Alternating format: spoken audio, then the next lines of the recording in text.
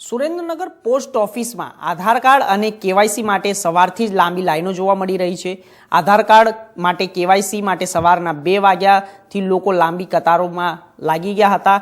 શાળાએ જતા બાળકો, મહિલા અને વૃદ્ધો સવારથી જ આધાર કાર્ડ માટેની લાંબી લાઈનોમાં ઊભા હતા। આમ આદમી પાર્ટીના પ્રદેશ પ્રમુખ રમેશભાઈએ મેરે વહેલી સવારે લોકોની વચ્ચે જઈને તેમના પ્રશ્નો સાંભળ્યા અને આવી પરિસ્થિતિનો સામનો ન કરવો પડે તે માટે કલેક્ટરને આવેદનપત્ર પાઠવવામાં પણ આવશે। તો આધાર કાર્ડ કેવાયસી માટે વધુ આધાર કાર્ડ અને સુધારણા કેન્દ્ર ફાળવવાની દરખાસ્ત કરવામાં આવશે। શાળાએ જતા બાળકોને શિષ્યવૃત્તિ મેળવવા માટે કેવાયસી ફરજિયાત છે, જેના કારણે બાળકોને સવારે 4 વાગ્યાથી કતારોમાં ઊભા રહેવું પડે છે।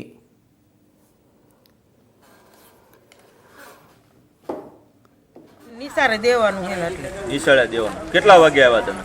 અમે 5 વાગ્યા પહોંચી ગયા। 5 વાગે આવ્યા। કેટલી વખત આવ્યા? આ બીજી વખત આવ્યા। બીજી વખત આવ્યા।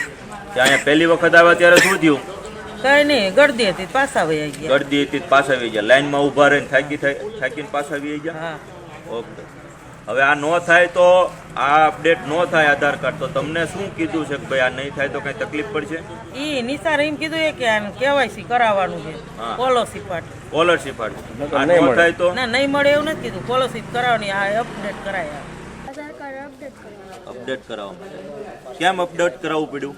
કેવાયસી કરવાનું કેવાયસી કરવા માટે। ક્યાંથી માંગ્યું તારી પાસે? નિશાળે નિશાળે।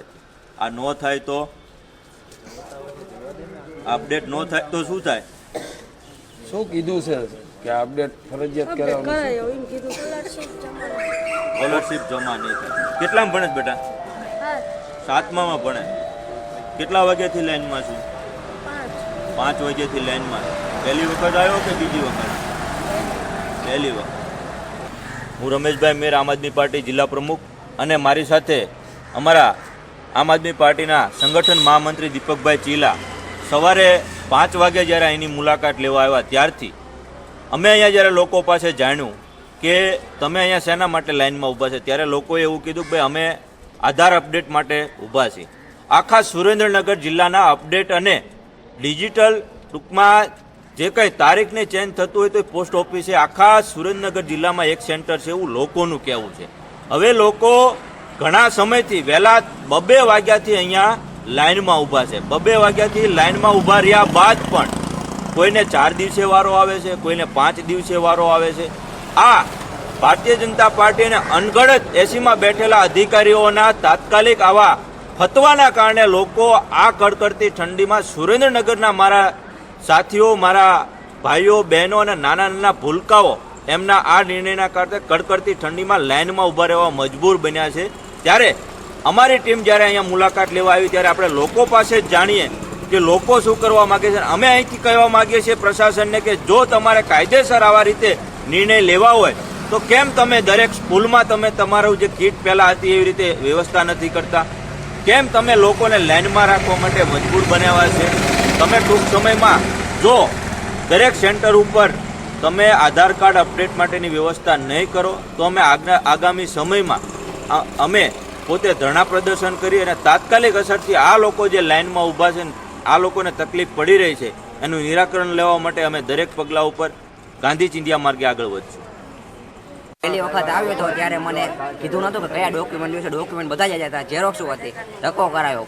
સવારના 4 વાગે લાઈનમાં ઊભા રહે, જ્યારે 11-12 વાગે વારો આવે ને જો એમનો જમવાનો ટાઈમ થઈ જાય તો વારો કેન્સલ બપોર પછી 4 વાગે ખુલે, ત્યાં લગી આપણે ભૂખ્યા લાઈનમાં બેસવું રહેવાનું। આપણે જમવાની કંઈ એમને ચિંતા નથી। હવે એમનો ટાઈમ પતવા આવે કે 5 વાગે સેન્ટર બંધ થવાનું હોય, લાંબી લાઈન છે, કોઈ પણ કારણસર પાછા કાઢે છે। આ ભૂલ છે, ઓલી ભૂલે, આ ડોક્યુમેન્ટ નથી એમ કરીને પાછા કાઢે। પછી આપણે બીજે દિવસે આવવાનું, ત્યારે લાઈનમાં ઊભું રહેવાનું, ત્યારે આપણી ડોક્યુમેન્ટ લઈને આ ડોક્યુમેન્ટમાં ફોલ, આ ડોક્યુમેન્ટ અપડેટ કરાવો, આમાં આ નથી, આમાં આ નથી, એ કહીને પાછા કાઢે છે। પછી ત્રીજી વાર આવવાનું, ત્યારે આપણે આ મારો પોતાનો ત્રીજો ધક્કો છે। હું 4 વાગે હું સુરેન્દ્રનગરનો જ રહેવાસું, 80 ફૂટ રોડનો।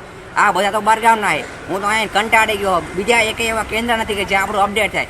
એક કેન્દ્ર આપ્યું છે, અહીંયા જાવ તો આડે ધડ જવાબ આપે, મન ફાવે જો આપણે પૈસા ભરીને કાંઈ મફત કરાવતો નથી। આ ત્રીજી વખતના પૈસા ભરવાના। હવે સરકારને એમ છે કે કામ કરી દો, પૈસા પાછા આપી દો।